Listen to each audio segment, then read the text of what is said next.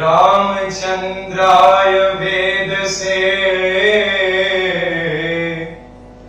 रघुनाथाय नाथाय सीताया पतये नमः।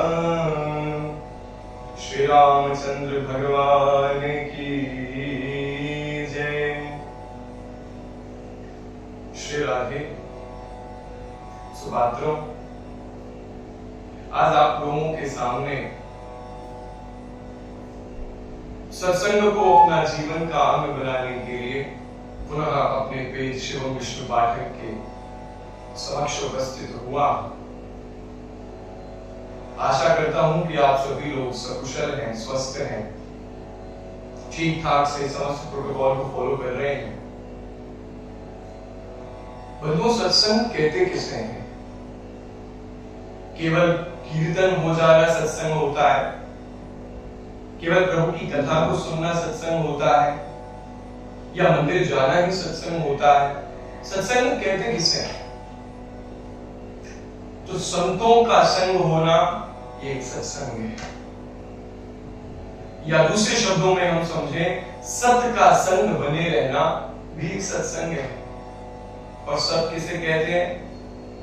बोले श्री राम जी ही तो सत्य है महाराज। श्री कृष्ण से बड़ा सत्य कौन है जिसे आज भी हम पूज रहे हैं? हमारे आने से पहले भी थे वो, हम सब कथाओं में श्रवण करते हैं कि सत्य तो केवल राम ही है। बंधुओं, किसी भी प्रकार से हमारा मन उसमें लग रहा है अगर, तो हम सत्संग कर रहे हैं। फिर वो चाहे उसकी कथा को सुन करके हो, उसके भक्त की कथा को सुन करके हो, उनकी महिमा को सुन करके हो, या उसके भक्त की महिमा को सुन करके हो। संबंध बस किसी भी रूप में, प्रारूप में जुड़ा अगर है हमारा प्रभु या प्रभु के भक्तों के चरणारविंद की ओर भी, तो हम सत्संग कर रहे हैं। आज मेरे मन में बड़ा ही अद्भुत ये भाव आया है कि हम सभी लोग श्री रामचरितमानस की चौपाइयों का, उनके प्यारे प्यारे उन छंदों का, दोहा युक्त और उन सोरठाओं का श्रवण करते हैं, कभी कभी गान करते हैं। लेकिन बंधुओं, ये रामचरितमानस की जो ग्रंथ है, इसकी प्राप्ति हमें कैसी हुई यही बहुत लोगों को नहीं मालूम है। पढ़ तो रहे हैं कि इसके भीतर क्या है, समझने का प्रयास भी करते हैं, बहुत लोगों ने इसे जीवन में भी उतारा होगा। लेकिन ये ग्रंथ हम लोगों को मिला कैसे? समाज में इसकी प्राप्ति हमें हुई कैसे? वो स्वामी श्री तुलसीदास जी ने ऐसी क्या महिमा अपनी दिखाई जिस पर प्रसन्न हमारे रघुनाथ जी हुए और उन्होंने इस सृष्टि को ये अद्भुत ग्रंथ दिया। आज आइए इसी बात पर थोड़ी चर्चा हो जाए। लोग कहते हैं कि गोस्वामी श्री तुलसीदास जी ने अपनी पत्नी के वाग्वाणी रूपी प्रहार से अपने जीवन में श्री राम जी को ला करके हम सभी लोगों को राम कथा दी। नहीं बंधु, ये बात सत्य जरूर है कि उनकी पत्नी ने अपनी वाग्वाणी से प्रहार किया था, उनको फटकार दिया था कि जितनी चाह मेरे इस शरीर के प्रति है, उसकी थोड़ी सी भी अगर श्री राम जी के प्रति होती तो आज रघुनाथ जी आपको मिल जाते। मानो इस तरह की वाणी का जब प्रहार किया, तो यद्यपि ये बात सत्य है कि तुलसीदास जी ने उसी समय गृहस्थ का त्याग करके श्री राम जी के चरणों का आश्रय लेने निकल पड़े थे, इसमें कोई सत्यता नहीं है। लेकिन बंधुओं, केवल किसी साधारण या किसी मनुष्य के कह लेने से, किसी अपने के कह देने से अगर व्यक्तियों के जीवन में बदलाव आ जाए, तो एक माँ तो रोज ही अपने बच्चे को कहती है कि पढ़ा कर, एक पिता तो रोज ही अपने बच्चों को कहता है कि अपने लक्ष्य की ओर ध्यान दो। फिर क्यों नहीं सब अच्छे बनते हैं? इसलिए बंधुओं, तुलसीदास जी का प्रताप, तुलसीदास जी की महिमा, तुलसीदास जी का प्रभुत्व, अंग्रेजी में कहावत है कि फॉर्च्यून फेवर्स द ब्रेव। कृपा भी उसकी उसी पर होती है जो कर्मवादी होता है, जो उस कृपा को पाने के योग्य होता है। केवल फटकार से तुलसीदास जी ने समाज में राम कथा नहीं दी है सज्जनों। हमारे तुलसीदास जी का जन्म प्रयागराज के पास में ही चित्रकूट जिले में एक राजापुर नामक ग्राम में हुआ। उनके पिता आत्माराम दुबे जी और माता का नाम तुलसी था। बंधुओं, साधारण बालक नहीं है। जब जन्म हुआ था ना इनका, अभुक्त मूल नक्षत्रों में हमारे गोस्वामी श्री तुलसीदास जी का जन्म हुआ है। और जब जन्म हुआ तो बालक एक तो 9 महीने के बाद जन्म लेता है गर्भ से, लेकिन तुलसीदास जी का जन्म 9 महीने में नहीं हुआ है।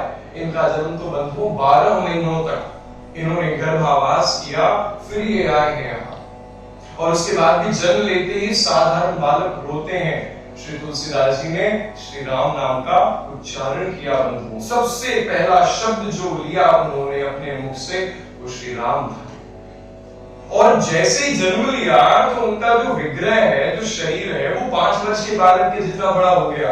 अब भाई माता को चिंता तो हो ही जाएगी, पिता को तो भयानक चिंता हो गई। लगा कि ये क्या अजीब माया है। और सब जानते हैं बंधुओं कि गोस्वामी श्री तुलसीदास जी को एक दासी के पास उनकी माता जी ने छोड़ दिया था। नरहरि जी की कृपा हुई उनके ऊपर, जो उन्होंने तुलसीदास जी को राम मंत्र की शक्ति प्रदान करी। और बंधुओं, ये बात तथाकथित कथाओं में मैंने पढ़ी है श्री तुलसीदास जी की जीवनी में, कि उनको गायत्री मंत्र पढ़ाने के लिए जब जा रहे थे तो पढ़ाने से पहले ही श्री तुलसीदास जी ने उनको गायत्री मंत्र पढ़ करके सुना दिया था। तो ऐसा प्रतापी अगर कोई बालक बचपन से है तो केवल एक पत्नी के फटकार से वो हमको श्री रामचरितमानस ला करके दे, ऐसा नहीं है बंधु। राम जी के प्रति, धर्म ग्रंथों के प्रति साधारण नहीं, अद्भुत विद्वान है गोस्वामी श्री तुलसीदास जी महाराज। बंधुओं, संवत 1631 सब जानते हैं, संवत 1631 को गोस्वामी श्री तुलसीदास जी ने ठीक चैत्र शुक्ल नवमी, जिस दिन रामनवमी होती है, उसी दिन अयोध्या के किनारे सरजू माता को प्रणाम करके समाज को ही नहीं, इस सृष्टि को उस अद्भुत ग्रंथ श्री रामचरितमानस की रचना करनी प्रारंभ करी थी। और लगभग 2 वर्ष 7 महीने और 26 दिनों के बाद इस रचना को बाल कांड, अरण्य कांड, किष्किंधा कांड, सुंदर कांड, लंका कांड, युद्ध कांड, उत्तर कांड जिसे कहते हैं, इन 7 कांडों से जो युक्त है श्री रामचरितमानस, उन्होंने 2 वर्ष 7 महीने और 26 दिन में इस सृष्टि को प्रदान करी है। यानी कि ठीक मार्गशीर्ष शुक्ल पंचमी, जिस दिन राम जी का विवाह हुआ, उस दिन श्री रामचरितमानस की तैयारी हो गई थी, एकदम तैयार। बाबा ने सोची कि सब लोगों को हम देंगे, प्रभु की कथा होगी। तो बाबा ने जैसे वो रामचरितमानस तैयार करी, सीधे बाबा पहुंचे कहां? बोले काशी गए हैं। काशी जाकर के सेवक स्वामी सखा सिय प्रिय के राम जी के परम स्नेही, परम सखा, परम स्वामी जो है श्री महादेव को जाकर के और माता अन्नपूर्णा को जाकर के गोस्वामी श्री तुलसीदास जी ने वो राम कथा सुनाई। तो जिस राम कथा को उन्होंने सुनाई, बाबा को इतनी अच्छी लगी कि रात्रि को जिस पुस्तक को गोस्वामी श्री तुलसीदास जी ने काशी विश्वनाथ जी के मंदिर के ठीक सामने रख छोड़ा था, सुबह आकर के देखते हैं, जब पट को खोल करके देखा गया तो उस पुस्तक के ठीक ऊपर लिखा हुआ लोगों ने पाया सत्यम शिवम सुंदरम, मेरे बाबा ने स्वीकृति की है। और वहां पर उसी के ठीक नीचे उनकी स्याही भी बनी हुई है, मानो हस्ताक्षर भी कर दिया है। बहुत से उपस्थित लोगों को तो सत्यम शिवम सुंदरम ये आवाज भी सुनाई दी थी बंधुओं। लेकिन कुछ ईर्ष्यालु पंडित भी वहां पर थे, ऐसा नहीं है बंधुओं। समस्याओं का आगमन उस राह पर सदैव होगा जो राह सत्संग की ओर जाएगा। लेकिन हमें कभी इसे अपने जीवन का अंग बनाना है, क्योंकि विपदों नहीं तो विपदा, उस समस्याओं के आने से ही तो हम भगवान के नाम को गाएंगे। ये तो और भी बढ़िया है। मैं अक्सर कथाओं में कहता हूं कि official roads leads to beautiful destinations, difficult roads leads to beautiful destinations. Difficult जो रोड्स होते हैं, जो कठिन रास्ते होते हैं, वो अक्सर सुंदर मार्ग, सुंदर लक्ष्य की ओर जाते हैं। तो गोस्वामी श्री तुलसीदास जी ने देखा कि जब उन्होंने इतनी प्यारी रचना करी है, जब बाबा को प्रसन्नता हुई है, समाज के कुछ ईर्ष्यालु बेचारे जो पंडित हैं, जो ईर्ष्यालु हैं, अब मोह माया से ग्रसित होकर के उन्होंने देखा कि इन्होंने ये जो रचना करी है इसमें दम नहीं है, ये ऐसे इन्होंने ये बात लिख दी, हम कैसे मान लें कि राम जी की बातें ऐसी है। लोगों ने प्रश्न खड़े कर दिए, ईर्ष्या में आकर के प्रश्न खड़े किए हैं। और वर्णन तो ये भी आता है कि गोस्वामी श्री तुलसीदास जी की कुटिया की ओर 2 चोर भी भेजे, जिससे उस पुस्तक को नष्ट कर दिया जाए, चुरा करके ला करके हम नष्ट कर देंगे। लेकिन जा पर कृपा राम की होई, ता पर कृपा करे सब कोई। आपका मन अगर भगवान में, आपका मन अगर सत्संग की ओर है, आपका संकल्प अगर अद्भुत है बंधुओं, तो प्रभु है ना। गोस्वामी श्री तुलसीदास जी की कुटिया की ओर 2 चोर जब भेजे गए, तो वर्णन आता है कि उन 2 चोरों ने जाकर के देखा है कि एक गौरवन और एक श्यामवन, ये 2 राजकुमार गोस्वामी श्री तुलसीदास जी की कुटिया के बाहर खड़े होकर के पहरा दे रहे हैं। और जैसे ही उस चोर ने उन दोनों राजकुमारों को देखा, सब बात समझ में आ गई, सारी बुद्धि जो कुमति हो गई थी वो सुमति सुंदरमती की ओर कदाचित जाने लगी। बंधुओं, भजन करने लग गए वो चोर जो कदाचित उस पुस्तक को नष्ट करने जा रहे थे, जो गोस्वामी श्री तुलसीदास जी को हानि पहुंचाने जा रहे थे।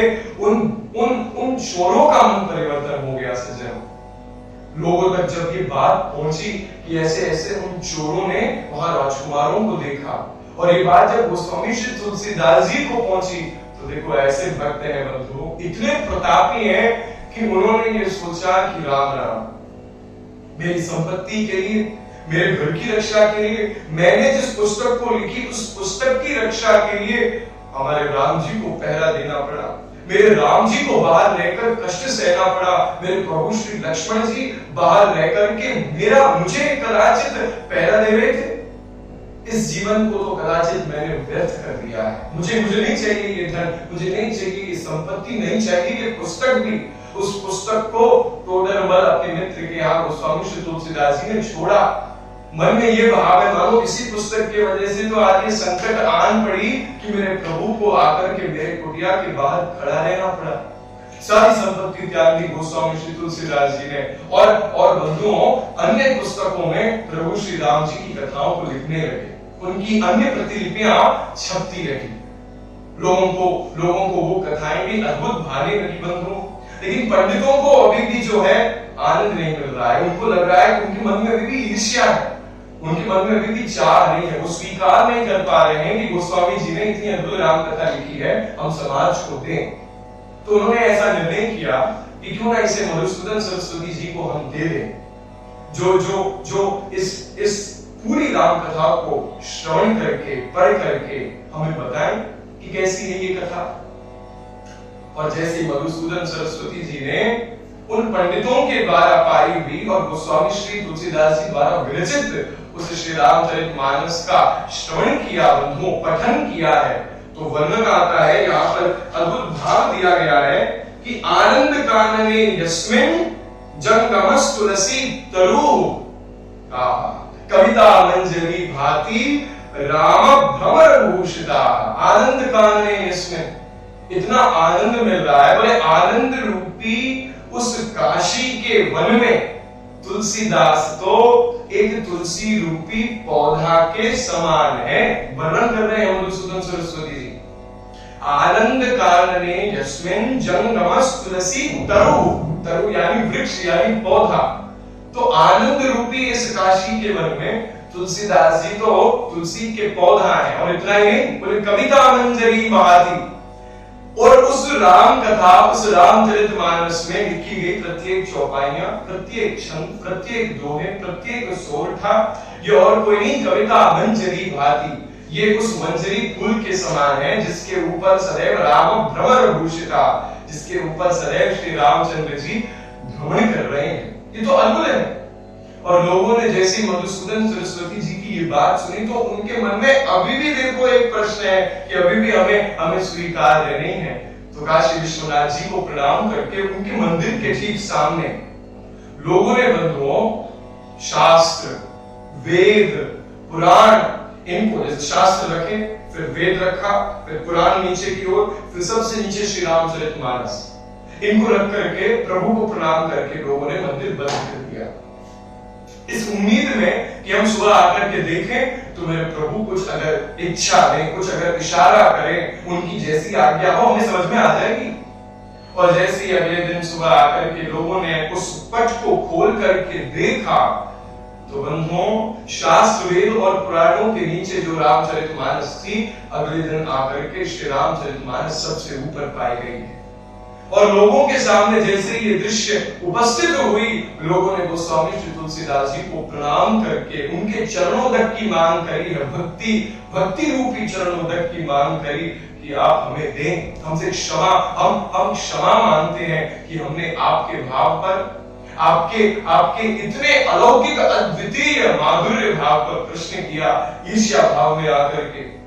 अरे गोस्वामी श्री तुलसीदास जी तो बंधुओं ऐसे ही प्रतापी हैं। देखो आप, प्रभु श्री विश्वनाथ जी और माता अन्नपूर्णा ने कदाचित जिसकी स्वीकृति दी है, उस गोस्वामी श्री तुलसीदास जी ने इस समाज में तब जाकर के ये रामचरितमानस प्रसिद्ध हुआ और लोगों के समक्ष, हम सभी लोगों के बीच में ऐसी प्यारी प्यारी चौपाइयां, राम जी की ऐसी प्यारी प्यारी कथा हम सब गा रहे हैं। तो बंधुओं, आज के हमारे इस सत्संग में मैंने अपने पेज शिवम विष्णु पाठक से आप लोगों को यह बात बताई कि किस प्रकार गोस्वामी श्री तुलसीदास जी ने भी विपत्तियों का सामना किया है, लेकिन जा पर कृपा राम की हुई, ता पर कृपा करे सब कोई। आपका लक्ष्य अगर तुलसीदास जी के जैसा ही एकदम राम जी की ओर है, धर्म की ओर है, समाज में सत्संग लाना चाहते हैं गोस्वामी श्री तुलसीदास जी, तभी तो रामचरितमानस की उन्होंने रचना करी है।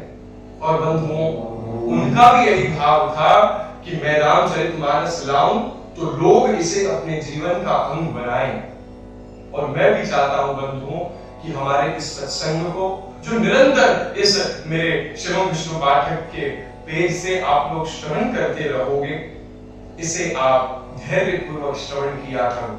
प्रभु की इन्हीं कथाओं को तो सत्संग कहते हैं। हर जिस भी बहाने राम जी का नाम निकले वो सत्संग है।